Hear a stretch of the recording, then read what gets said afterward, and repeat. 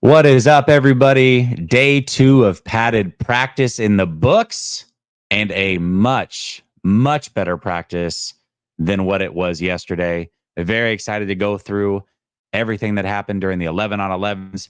That's what we're going to do here. And then we're going to transition over to Coach's channel and go a little bit more in depth on some of the things that didn't happen during 11 on 11s, making sure that you get a full picture of what is happening at practice. So we're going to get into it, and we're going to get into it all next.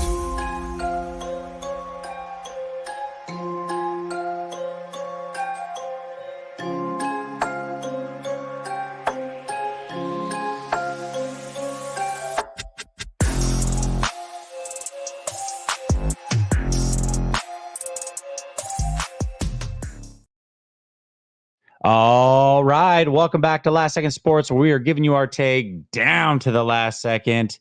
I got Coach with me, per usual, all week. What's up, Coach? What up, dog? Hey, we got a lot to talk about today, Jess. This was a good one, man. There was a lot of work left out there on the film. We put together some really good. And look, I'm excited to talk about these move the ball periods because we had a lot of them. We had a lot of team periods. So, this wasn't about Indy. This wasn't about saving players. This wasn't about rest days. We practiced hard today. Yeah, absolutely. In fact, we practiced so hard, Coach, that last night or yesterday when I did this, I went through every single play for first team, second team, and third team offense. That's not possible today. Right. We'll be here all day. So here's what I am going to do. I'm going to go through every single play for the first team offense and break it all down, give you guys a visual of what happened today at practice, and kind of go through some of the context. Obviously, I'm sure that you've seen some tweets from literally everybody talking about the highs, the lows. Well, now we're going to bring you close to the plays. So what we're going to do is we're going to go play by play. We're going to talk about the situations, the scenarios, and we're only going to do that for the first team offense and defense.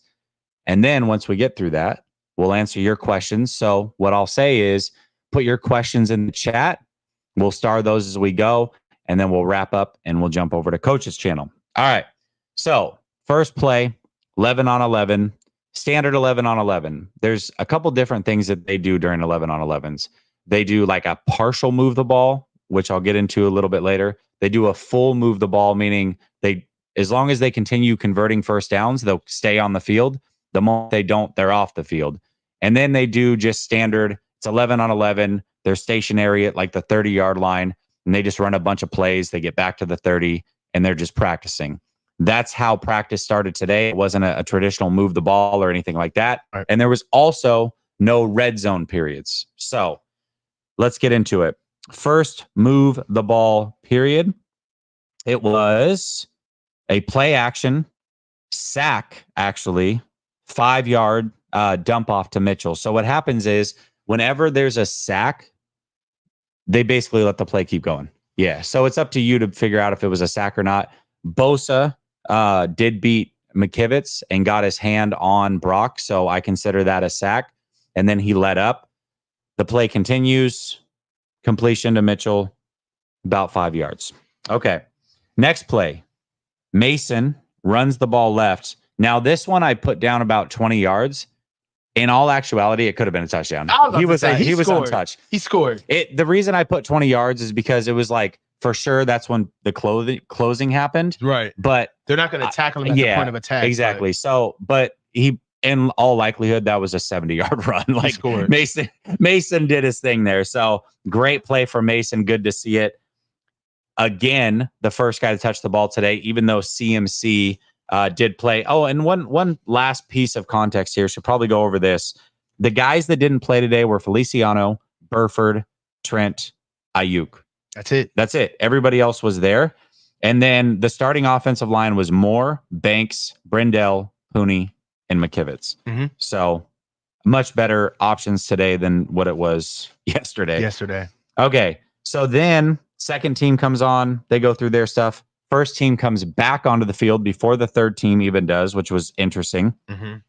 First play, Purdy rolls left, then hits Jennings on a 5-yard out to the left.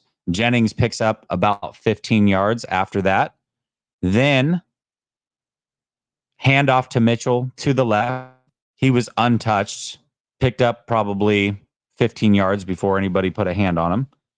And then a handoff to CMC for 7 yards up the middle.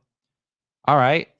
Not bad for first team, first couple periods. Things get interesting as we go along here, though. All right. Then the third team comes on. They go through their thing. Second team comes back onto the, or excuse me, first team comes back onto the field. CMC up the middle, 1 yard loss. I want to say this. CMC, first practice we saw him, he wasn't running the ball near as well as the other guys, in my opinion, today. We're going to get into it. He wasn't running the ball nearly as well as the other guys, in my opinion. We're going to get into it. I think Mitchell had some good runs. Mason had the best run of the day, as it just went over a 70-yard. Schrader looked good. Yeah, CMC was clearly working back or whatever. He didn't look the best. Mm-hmm. Although as a pass catcher, he was elite. I'll give him that. There's some good plays in here. Next play was a sack by Bosa. Yep. And then it was like, but it wasn't on the offensive line. I put that one on the quarterback. Sometimes sacks happen because of the quarterback. Brock Purdy had a clean pocket. He stepped up. He double hitched, decided not to throw, and then Bosa finally got in. And then the pass was completed or attempted to be completed to Willis in the flat.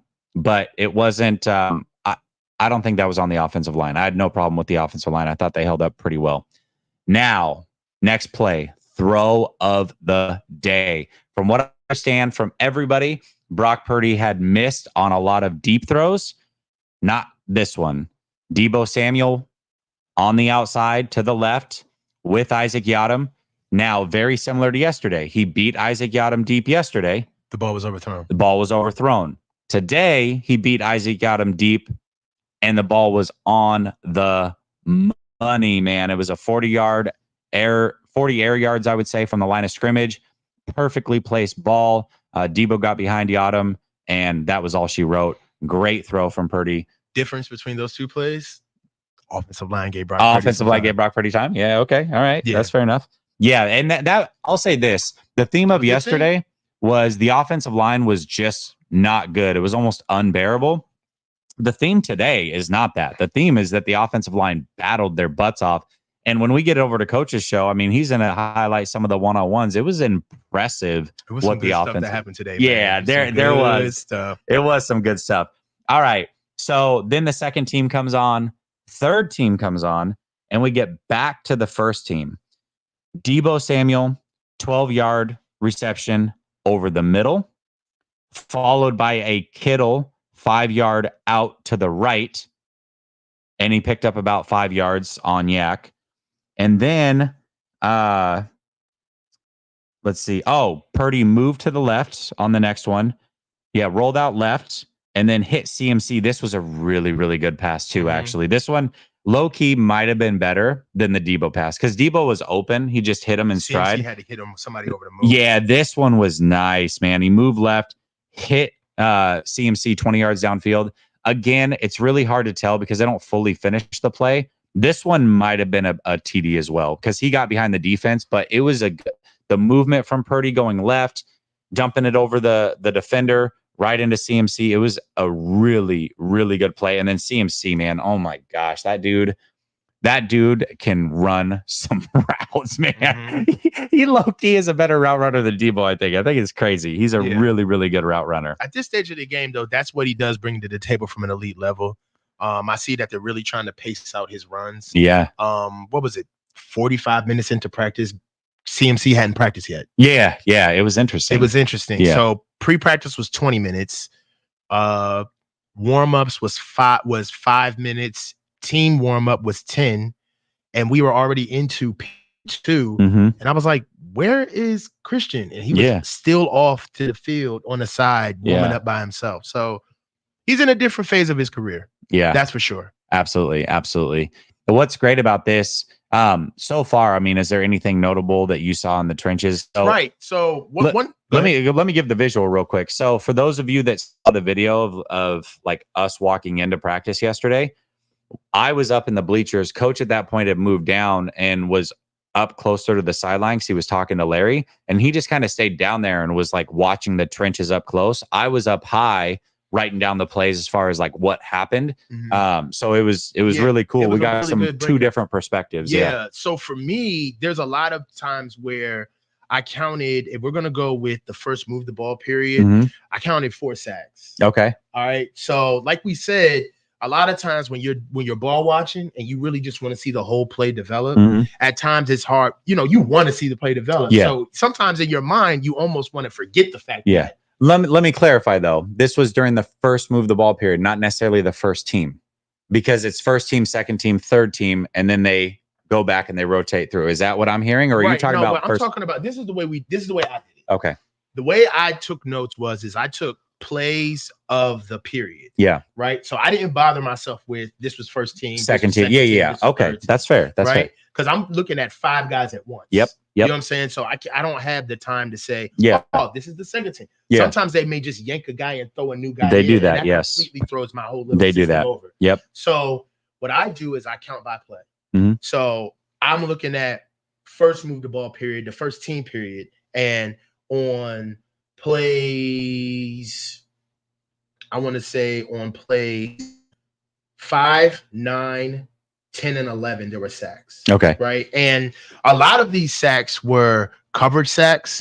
So I'm not necessarily worried about, you didn't see a lot of guys breaking through pass protection and it being like natural unabated. Sack. Yeah. Like you didn't see any of that. Yeah. But you saw a lot of fighting. You saw literally a fight today. I'll get into we'll get into that. Yeah. But from what I saw, let's just talk about just overall like approach for what the offensive line was looking like with the start with the team going against. I'm going on team. They had way more confidence. Guys were popping in and out of the huddle. Pass blocking seemed to be, they were fighting to the bitter end. Even guys that were losing on reps, they were still fighting to the end. You didn't see a lot of that yesterday. As far as team is concerned, we ran the ball. I mean, Kyle, today was a day for the offense. Kyle tried to make today to make it an offensive day. He didn't start team out naturally. He started it out with a script. Like we ran the ball like 4 times in a row when team first started. Yeah. Right. And then by the time we went to the air, we weren't naturally going to the air, play action, rollouts, boots, right? So you could see that type of script, mini script, if you will, that's something that's trying to get the offense going, right? He's putting in Jordan Mason. We didn't even see CMC till like later. Jordan Mason had some of the first carries. Yeah, but low key, I mean, this is knowing the 49ers, and a lot of times the offense will do this where they come out in real games. They're on fire for a couple drives. They get through the script, and then things kind of start to slow down. And that's kind of what happened today. I mean, it is the first set of team period. It was all offense. Offense was dominating, reeling. They were all over them. Yeah, and then the defense just came through big time, which we'll get to. But yeah, that was the theme for sure. Absolutely. So I just want to make sure. So we are talking a couple different things. I'm going through just the first team versus the first team. When he says, "Hey, there was 4 sacks in that first period," that doesn't mean that's not it wasn't all first team. There's second team, third team involved in that. But it is a point of context that is important, even though I'm not necessarily going over the second and third team reps. I will circle back on a couple of reps because Ricky Pearsall was involved. Yes, and I think it's important. I think you guys definitely want to hear how Ricky did today. So we will go over that for sure. Hell yeah. Okay. Okay. So then what they did was they had a break, and then they came back and they did a mini move the ball. And the way they did this was they started out on 2nd and 10, and then they had a second down play and then a third down play to see if they can get a first down. So the first team was only on twice, like 2 plays, and then they handed it over to the second team. So first play was a handoff to CMC to the right for no gain. And then the second play was Jennings on an out pattern to the left, and Brock Purdy hit him for a 10-yard gain and a first down. Then they moved on to the second team and the third team, and then got back to the first team. So first team gets back on the field. Mitchell runs for a 6-yard gain.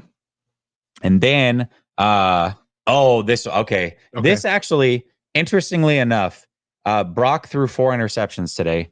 It didn't feel like it. It didn't. But this one wasn't a pick, and I actually had probably a bigger gripe with this one that wasn't a pick than some of the ones that were interceptions, right? Based off of what they look like and how it happened. Mm-hmm. Conley was sitting over the middle for about a 5-yard gain. Warner was waiting, like baiting Brock to throw this ball. He threw it to Conley anyways, and Warner jumped in front of Conley. Really should have been picked. It should have been picked. He dropped it. He got all pumped up, and to be real with you, he picked the ball up, threw it in the air, celebrated, and I feel like from that point on, defense took over. Yeah, it was a momentum changer within practice. Lucas was turning around, go in the crowd. Yeah, like defense had gotten tired of like the Kyle Shanahan show. Yeah, they got tired of it, because they were pretty much. I mean, we walked away saying that the offensive line looked really bad yesterday, and the offense looked bad yesterday. But you know what? If you play defense, you feel like you had a good day of practice. And they were visibly frustrated over all of the cheering, because offense was getting after they ass in the first couple of reps. And Lucas turned around and was like, I think this was after Fred had stepped in front of and almost got the pick. Yeah. And defense went off. And then Lucas turned around to the crowd and was like, why aren't y'all clapping? Why aren't y'all clapping? Y'all don't want to clap now? Y'all don't want to clap now? So it was that type of practice, man. The competition level was at an all-time high. Nobody wanted to give up any ground this practice. And it's what you want to see on a regular basis, man. Like, really, just case in point, just some of the things that we look at is like, bro, when did we get home? We had just got back and won something. Western, and I was just like, bro, I feel like we got back way later than we did last time. Today was a full-fledged practice. It was good. The team periods really bared out on the offense and defensive line. Nick Bosa actually got some good work in today, and you could tell that these guys kind of need to play. Yeah, Nick Bosa wasn't Nick. I'll tell you this. When Nick Bosa first came out to practice, I told you this. I said, bro, his energy is off the chain. You could feel it. Like everybody was feeding off of Nick. Everybody was feeding. Just the guys were there. And, not being at camp and hearing this stuff through YouTube, you kind of feel like it's just fodder. If the guys aren't there, nah. You can feel it. It's a tangible difference. You can feel it. Yeah, it's a tangible. Yeah. I'm glad you said it that way. It's just like in the NFC Championship game, when Dan Campbell went for it on 4th down and they didn't get it that first time, and then that led to the IU play.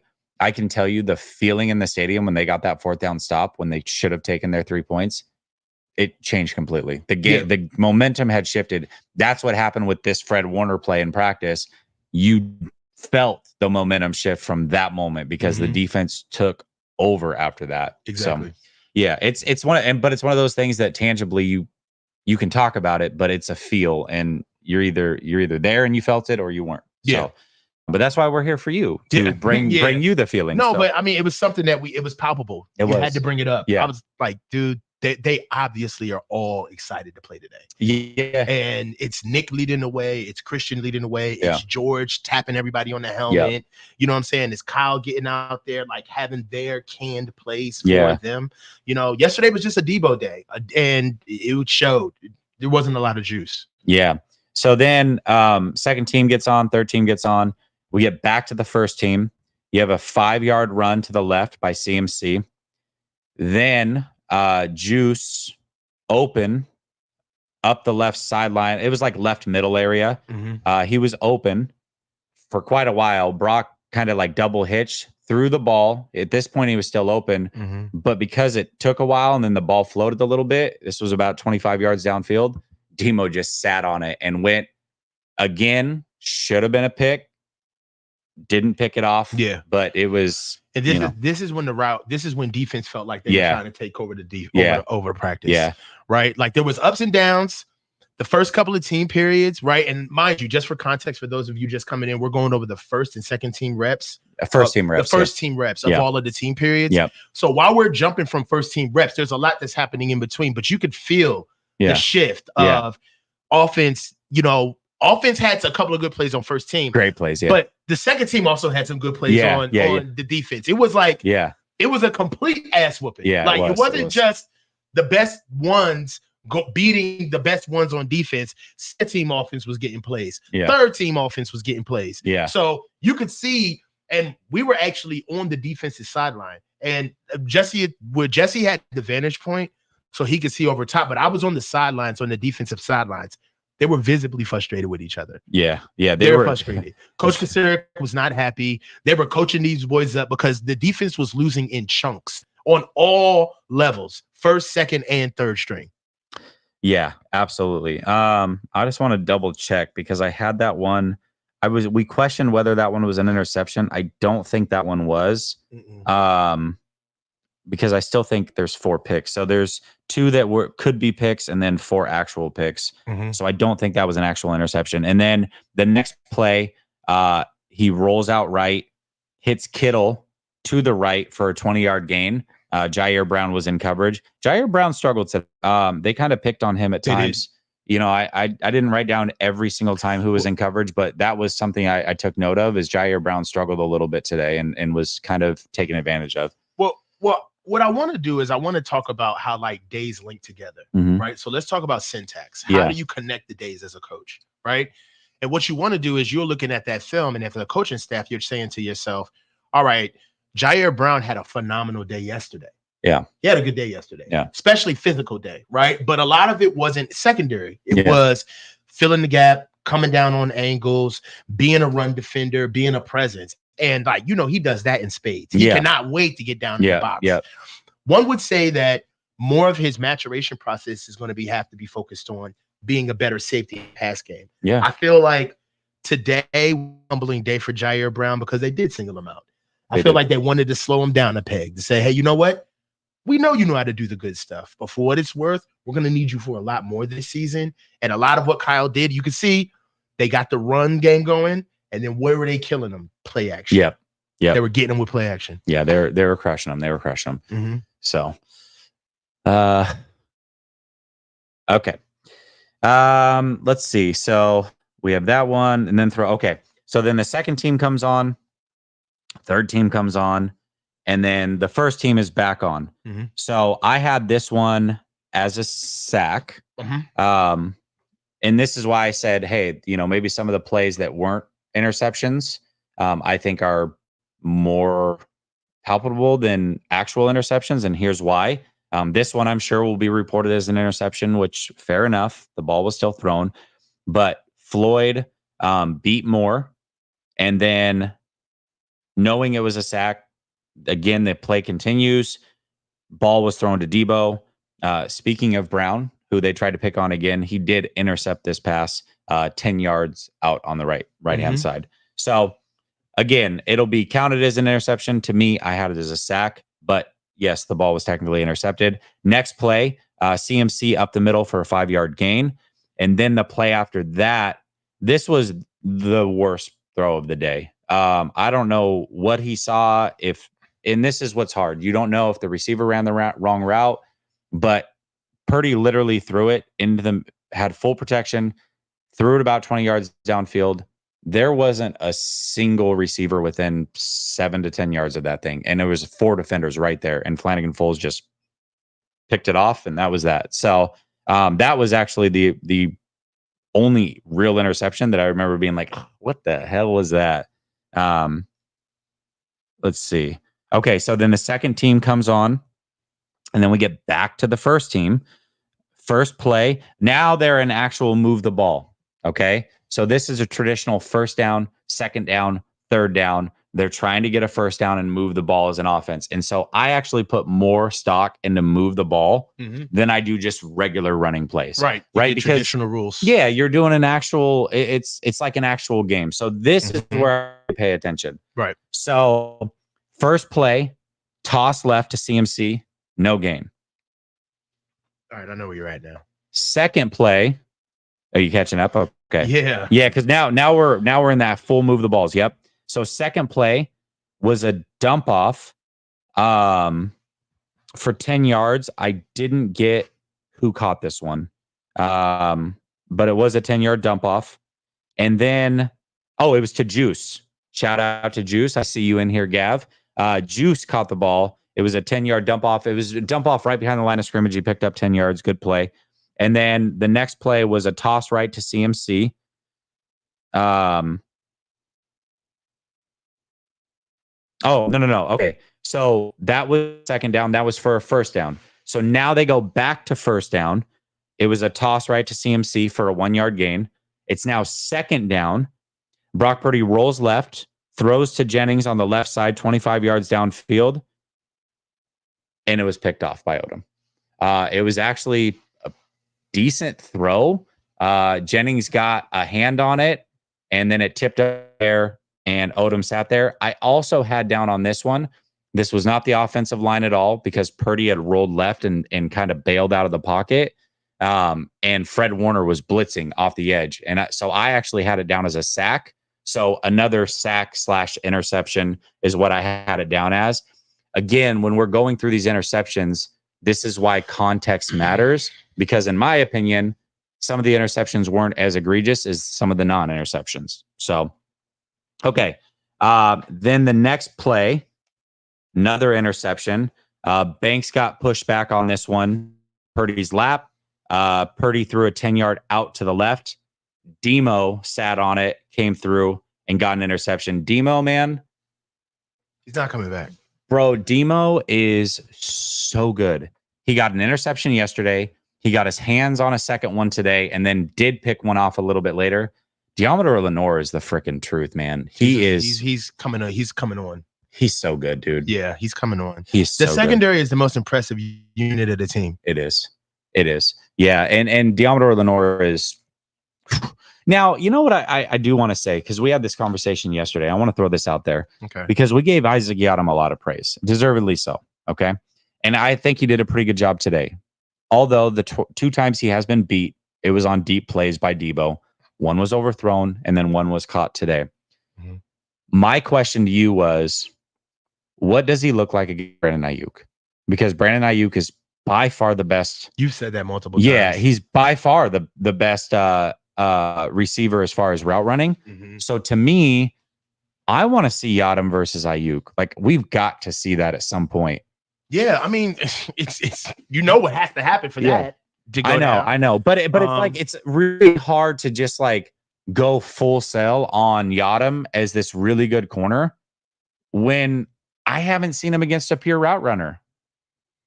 I mean, and that's something that I want to bring up on the next show. Like, are we watching good competition between, likely foes, or is this two imperfect vessels just exposing each other's mistakes? Yeah. Right. So that's why I'm glad that we're here for the whole week, because yesterday was yesterday. We know what that was. Yeah. Today was really good. Right. But you want to see some type of consistency. Now, let's put it like this. Now that we've gone like 1 for 1, now we can start building a trend. Right. Yeah. So for what it's worth, Brock has thrown 7 picks in 2 days. All right. So what does that say about our secondary? What does that say about our offensive line? How is that all going to get tied together? Now with Yiadom, he showed me consistency that he can do it. Definitely in the move the ball yesterday, Debo could not get open. He couldn't. No, he now couldn't. Also there's an element that we want to bring up, and which is one-on-ones. I didn't see receiver one-on-ones to see that as well. But What are your thoughts? Well, Debo was locked down during the one-on-one period. Everybody felt that way. Completely locked up. I heard about that when I came back from the one-on-ones with the linemen. Yeah. So, for some reason he just, and again, that one-on-ones are designed for the offensive player to win. They are. The offensive player gets to choose what route they're running. It's literally one-on-one, and you've got a ref behind throwing a flag if there's any sort of contact. So it's like, it's meant for the offensive player to win. So when the offensive player, if they don't win once, okay, no big deal. But if they're out there for 5-6 reps and can't win and can't separate, it's noteworthy. And that's what happened to Debo. But then again, Debo gets on the field and he can cook Yiadom deep, and he's done it twice. So it's like, I don't know what to think. You know what I mean? At times it's like Yiadom's dominant, and maybe they're just both good players. And so you've got that back and forth, that natural back and forth. But before I'm willing to say that Yiadom is really, really good, I do want to see him against a route technician of some sort. That's all I want to see. I don't know, man. I get that you want to see like that one perfect, you know what I'm saying? Yeah. Litmus test. But, he's not going to see Brandon Ayuk week in, week out. No, but he is going to see Puka Nacua and who's the white dude for the Rams? What's his name? Cooper Kupp. Cooper Kupp. Those guys are route technicians. Yeah. You know, he is going to see a Lockett, who's a route technician. He is going to see a Marvin Harrison, who's a route. Like, these guys do exist all over the league. So are you trying to say that there's literally one route technician on the 49ers, San Francisco 49ers? That is proven. I think Ricky Pearsall can be a route technician. I think Ronnie Bell is a route technician. I guess. What makes you say he's not?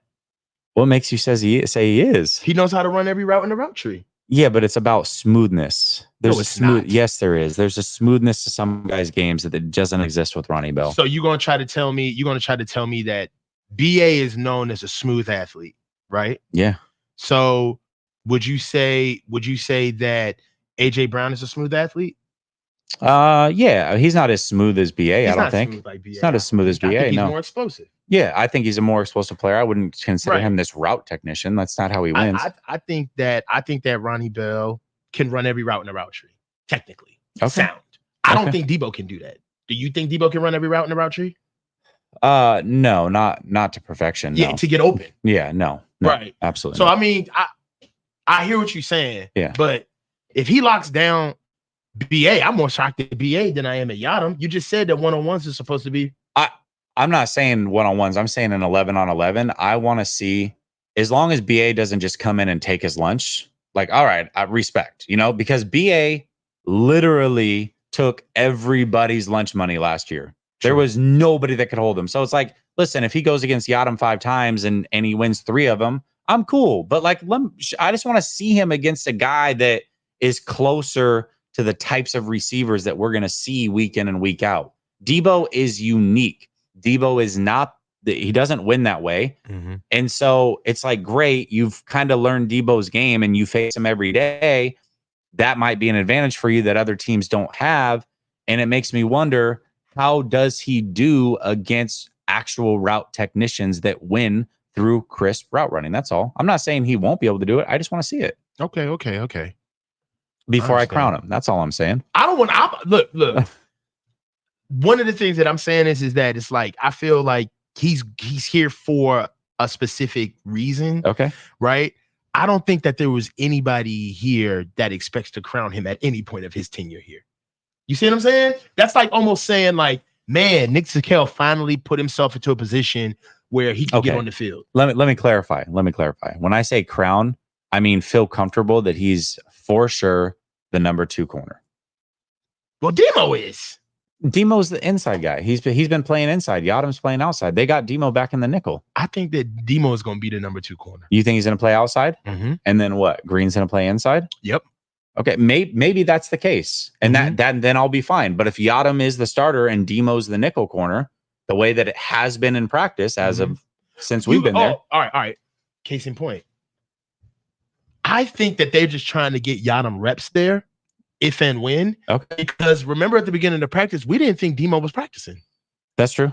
You know what I'm saying? That's true. When he didn't even have shells on. Yeah. So that's true. I don't know. Maybe today would have been maybe today was a day where they slided Yadam at 2 and said, hey, we're going to see what you do out there, but don't get comfortable. Yeah. Okay. All right. That's fair. That's totally fair. We'll see. I mean, as time goes on, maybe you're right about that. But to piggyback on what you're saying, Yadam's body type is an outside corner.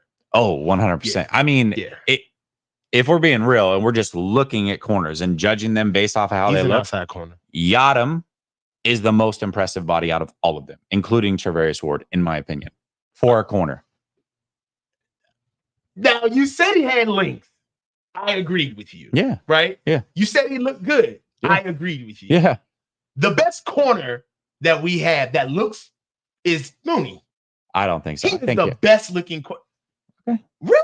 Why? I think physically Yadam looks just better as a corner. I mean, listen, Mooney's a better player. This is not No, we're not doing that. We're not doing that. Yeah. We're just being incredibly weird right now about Yeah.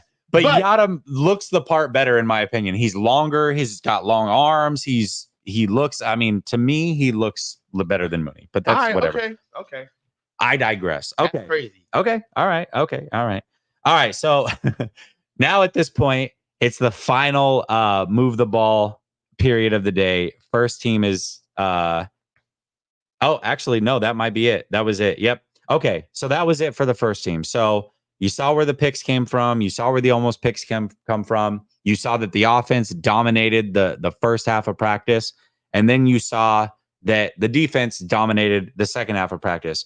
Now, I do want to call out a couple things because this happened during Move the Ball as well.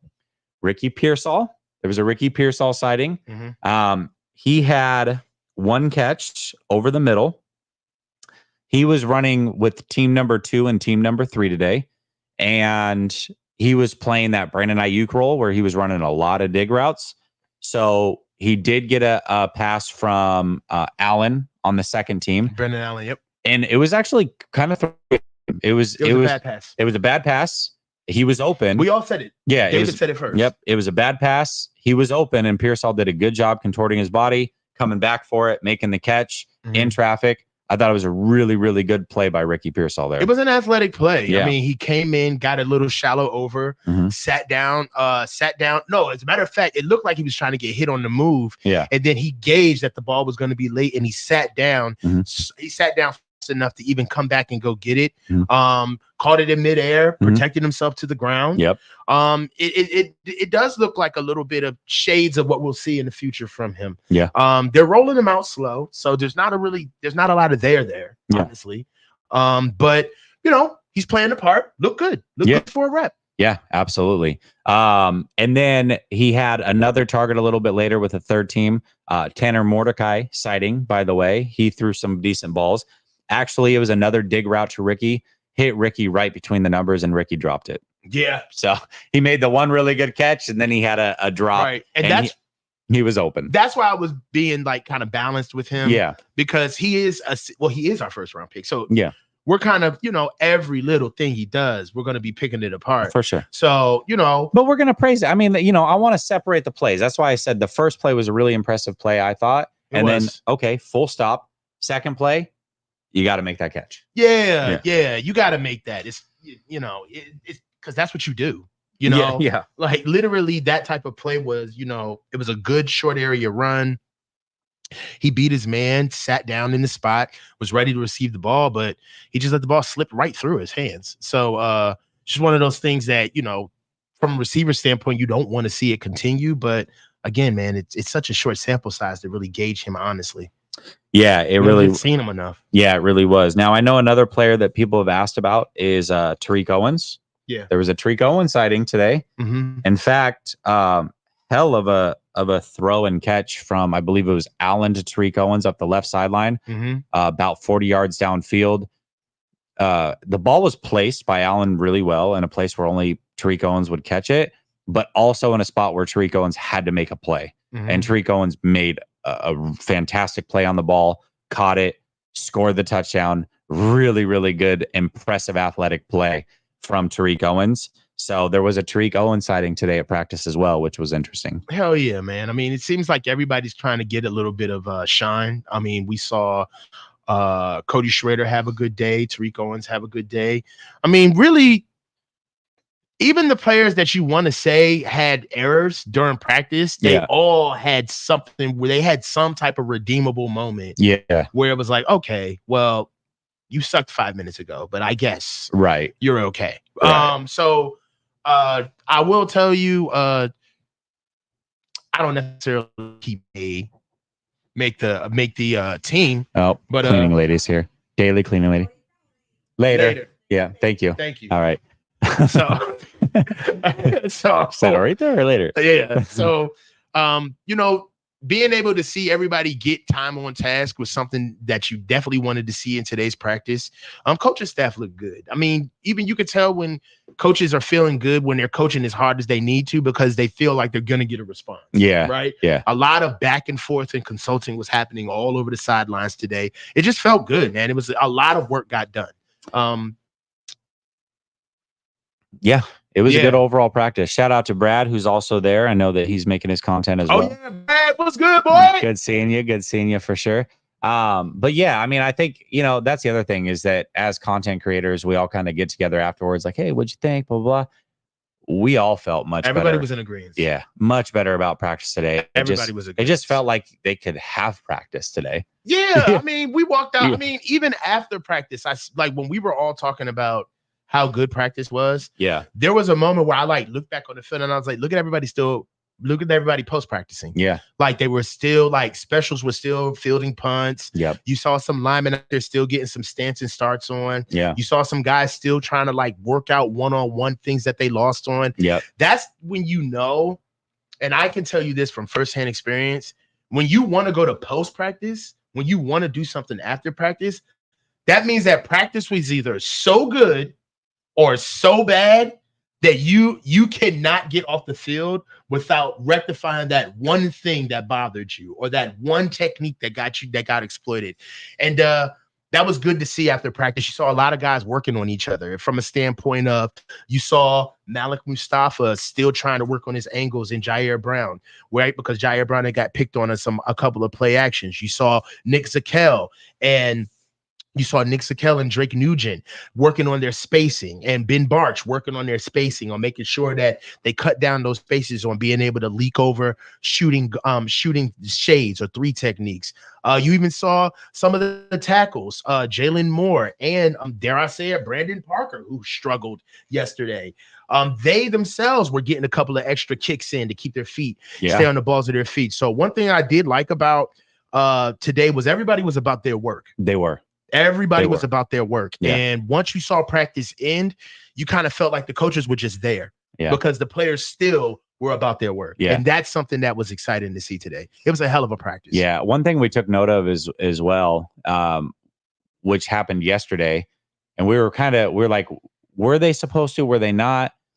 This is how you know it was a better day for the offensive line. Talk about that yesterday during the 11 on 11, they would separate for a couple minutes and give rest. Yesterday, the defensive line as a whole sat and rested. The offensive line continued to get chewed out by Forrester. Today, between periods, the offensive line got their rest. They earned their rest. Period 10, they earned their rest. I have it in my notes right here. O-line gets a break. They got 10 minutes and they earned it.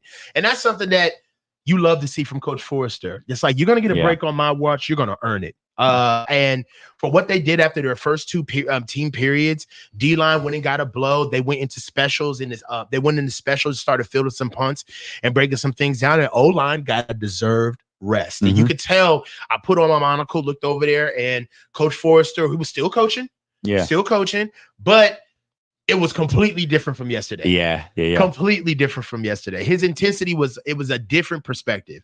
It definitely was. Well, I've starred some of your questions as we've gone along. James, I see yours. You just put it in there. So got a few of them here. Our Davis Niner gang says, is Pooney holding his own at right guard? Yes. Yeah. Yes. And I will say this, seeing him up close today, he's got an NFL body. He does. He's got 6'5", 300 plus. He's got big old oak arms. Yeah. All right. That 30 plus reps on the 225 is no joke. He's got strength. Yeah. He's got power in his hands. We just got to see him be consistent. But for today, Pooney gave up a sack in moved the ball drill. But for the most part, he anchored. He's going to start at right guard. I mean, Burford is gonna lose his job by injury, and Pooney playing well while he's out, most likely. It is what it is. Yeah, absolutely. Moonman says, Coach and Jesse, are y'all worried about the picks? Well, I'll ask you. I'm the resident Purdy hater, so you tell me. In a one-off, no.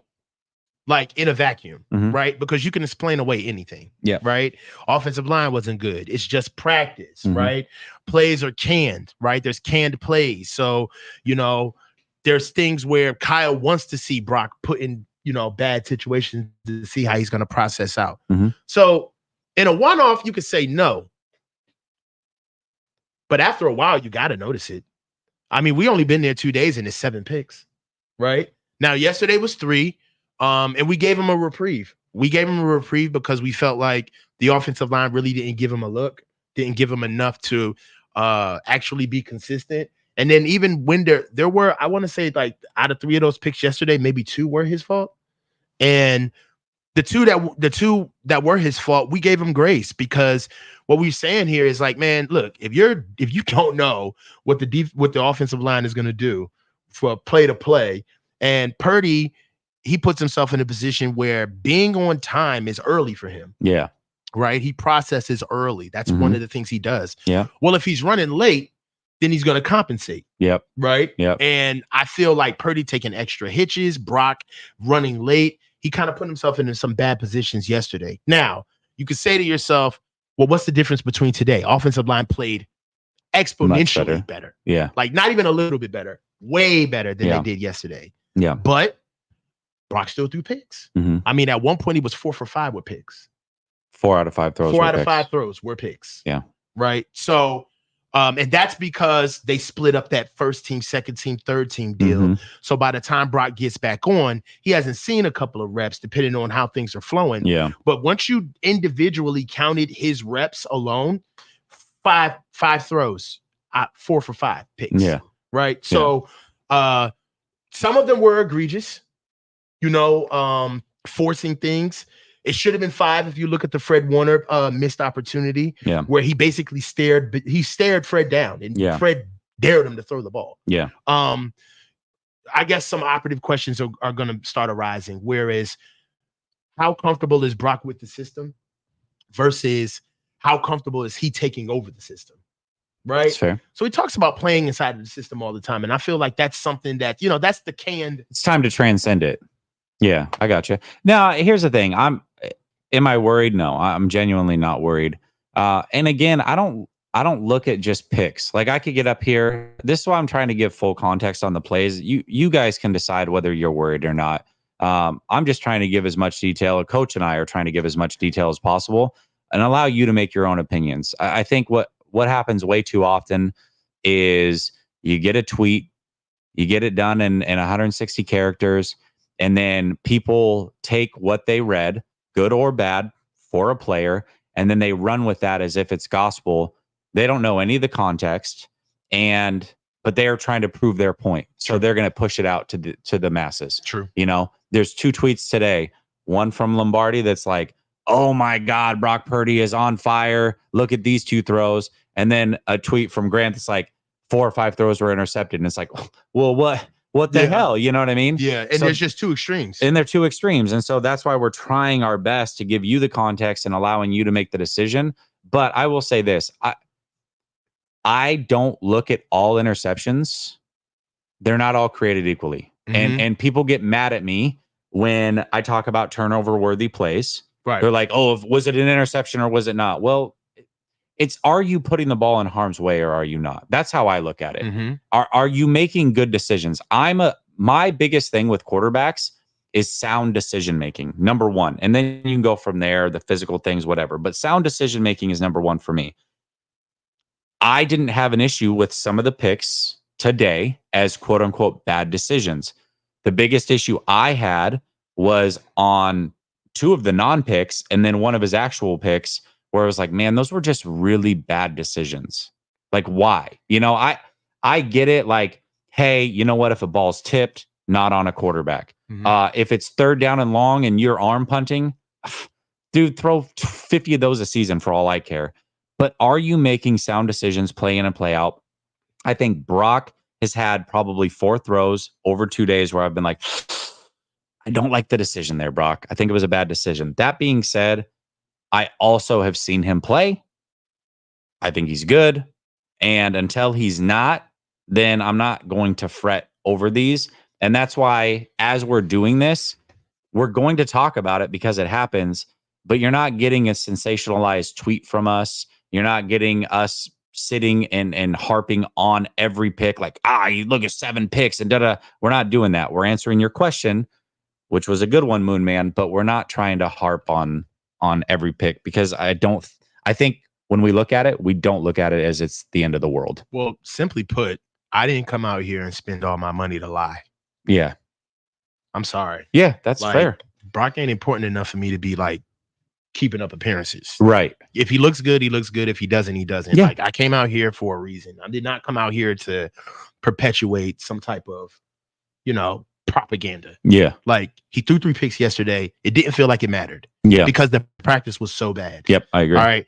The offensive line was bad. There was no way he had a look, and he was pressing. All right. Now, if you want to take anything from that, you could look at the fact that Brock did mentally he got affected, right? Because he was throwing. He was getting frustrated. Yeah, he was clearly frustrated. Yeah. Right. So that's something that's noteworthy. The picks, whatever. Today, again, he threw 4 picks, but those picks felt more like the defense was finally putting their practice together, not the offense. By the time Brock had started throwing picks, the offense, the deal was done.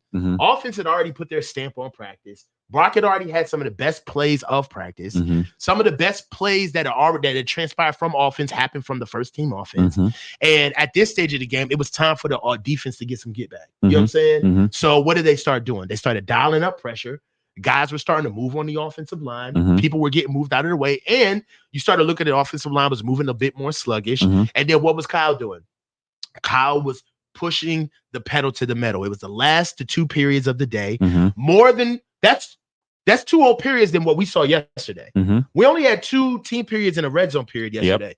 We had 4 legit 10-minute plus team periods. By the time we got to those those third and fourth team periods, the team was already malleable and visibly gassed. So you know how it is to work out. You ain't really working out until you get to that last 4 reps where you really are burning yourself out. Yeah, now you're pushing through. Now you're getting better. All right. You're tired now. Yeah. So now that's how I saw the last 2 team periods. Yeah. It was 24 minutes, 2 12-minute periods, 24 minutes of Kyle knowing that his offense had a day. Now let's burn you guys out. We're passing the ball. And now on defense, you guys come get us. Come blitz. Get your blitzes off. Yeah. Let's see the simulated pressure.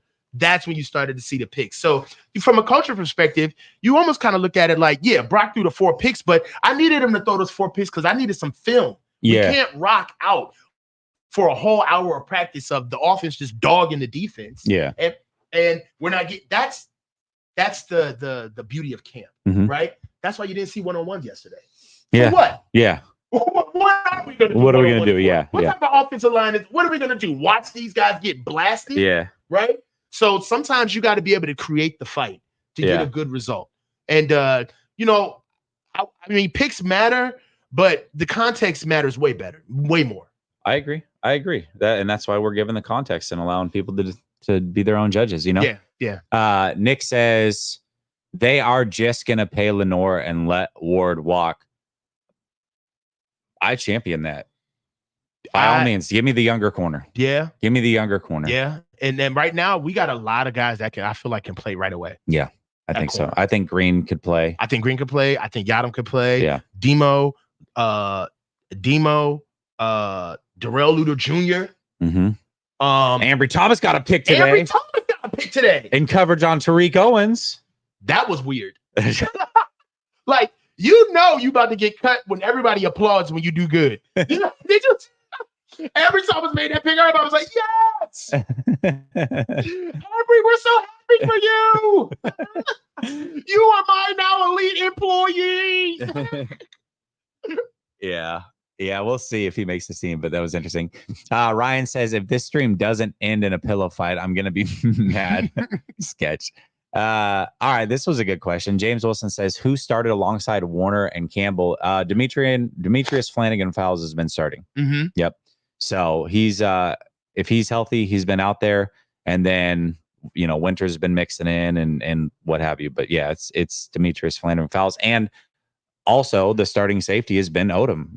Starting safety has been George Odom next to Jair Brown. Yeah, Mustafa has not been starting at all. He's not, but George Odom, he had a pick.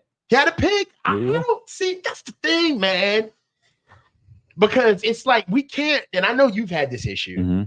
Watching players at camp is like, man, seeing them close up, he looks so good, but it's just like, but I be knowing what you do when the season starts. Dog. Yeah. It's like, yeah, but also we reserve the right to like allow players to get better too. Players do get better. Players get better. Players get worse, and that's why teams, even though if the core is still in place, there is no guarantees good or bad, because things change drastically physically in 9 months for some of these guys. It really does. 100%. You know, 9 months can mean the world. You see players literally lose it completely. It's like, what the hell? You were just an all pro. And then you see players like step up and gradually get better. So, you know, I'll leave room open. But yes, I mean, if I'll say this, I would be disappointed if Odom is starting at safety when snap one happens this season. I would be. Yeah. Well, we got to say everything that we've said about Malik Mustafa is the right things. Yeah. Right? Yeah. But the 2 days that you've been here, can you point out any Malik Mustafa plays? No, but either way, meaning sometimes not being noticed is the best thing in the world because you're also not effing up. True. So he's not making the splash play where it's like, man, we really got to take note. But he's also not out there screwing it up to where it's like, man, we got to take note. You know what I mean? So, you know, you don't have to make an interception to be good and be doing your job. You know, but if you're out there doing the right things and we're not talking about you pretty regularly, then that can be a good thing as well. So yeah, I don't think he's not doing anything amazing, but he's not. Yeah, he's not doing anything amazing, but yeah. I feel like I don't know. In a way, I said he looked good. Cool. I said he came to practice early. Cool. I said, you know, he looks amazing in his pads, can run around. All right, bro. Like, at what point though are we going to start saying his name during practice? That's fair. I'm not here to say that he's not doing anything. Yeah, yeah. I'm not. But there's about 10 pair of eyes up there that we all talk. Yeah. And he's not being brought up. Not one person is saying, other than, man, he looks a freak. He's a big man. Boy. Yeah. Outside of that. Yeah. You're right. Right. No, you're right. How many times are you guys pointing things out to me and vice versa where I'm like, hey, man, you got to look at this guy. And, you know, we're laughing at guys where I'm excited. This guy's getting cut, Isaiah. Shut up. Right? I'm like geeking over him. Yeah. So that's all I'm saying is just like, we got to keep the same energy. No, that's true. That's fair. All right. Brady says, glad to see you're on the up, coach. Speak your mind. Thank you, Brady. Coach always speaks his mind, man. He always speaks his mind. Bro. All right. Speaking of speaking minds, I'm going to drop the link in the chat to Coach's channel. Make sure you guys tap in. Give us about 5 minutes. We're going to have a brief intermission. Then we're going to go to Coach's channel and we're going to talk about everything else practice related that wasn't move the ball period. So we're going to give you a full in-depth breakdown of the rest of practice. Check back in about 5 minutes over on Coach's channel. Everybody that tuned in here, as always, thank you so much for supporting. Couldn't do it without you. And on your way out, make sure that you remember supporting our sponsor, Underdog Fantasy, is supporting the show. Link is in. Claim your prizes up to $250 and your free bonus pick. Thank you so much, Underdog, for sponsoring the show. Per usual, we'll see you in about 5 over on Coach's channel. Link is in the description. Peace.